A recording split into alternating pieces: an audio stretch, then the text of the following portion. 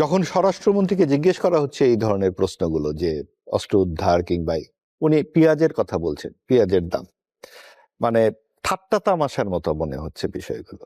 উনি ইনকিলাব মঞ্চকে নামটা কেউ ভুল বলছেন, আবার হাদিকে নাম ফয়সাল বলে বলছেন, অর্থাৎ ওনার মধ্যে নাই আসলে যে হাদি কে। আমাদের গ্রামে একটা প্রবাদ আছে যে ঘরে যখন আগুন লাগে কারো ঘরে, আশেপাশের লোকজন যার যার আলুটা নিয়ে আসে পুড়িয়ে খাবে বলে। তো এইখানেও এরকম একটা ঘটনা ঘটে গেছে।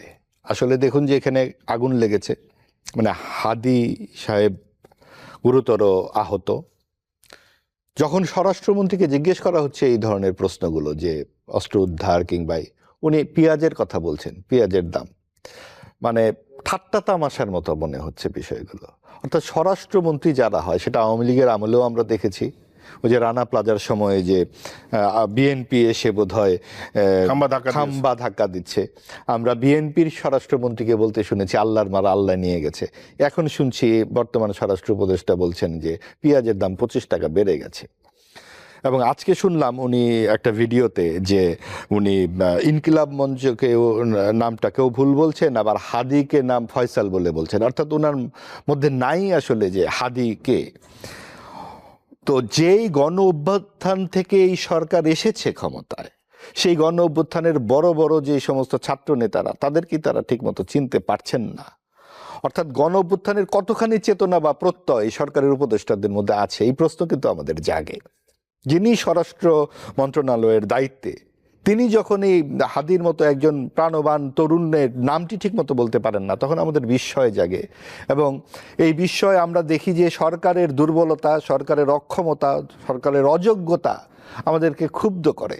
নানান রকম প্রশ্ন সামনে আসে যে এই যে আপনি ধরেন রাউজানে যে এরকমভাবে খুন হয়েছে, চিটাগাংয়ের আপনার মনে আছে যে ঘটনাগুলো, একের পর এক খুন, খুলনাতে ঘটনা ঘটেছে, দেশের নানা প্রান্তে যখন খুনগুলো হচ্ছে রাজনৈতিক হত্যাকাণ্ড, সরকার কিন্তু নির্বিকার অথবা নিষ্ক্রিয়।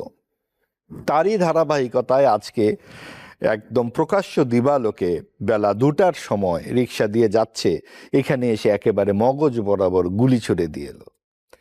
তো এটা যখন নির্বাচন ঘনিয়ে আসছে, তখন এই ধরনের আক্রমণ এবং তার পরবর্তীতে সরকারের ভাষ্য অবশ্যই আতঙ্কিত হবার মতো, শঙ্কিত হবার মতো, যে আরো কেন ম্যাচিউরড কথাবার্তা হবে না, কেন মানে সক্রিয় হবে না সরকার। এটা হলো 1 নাম্বার।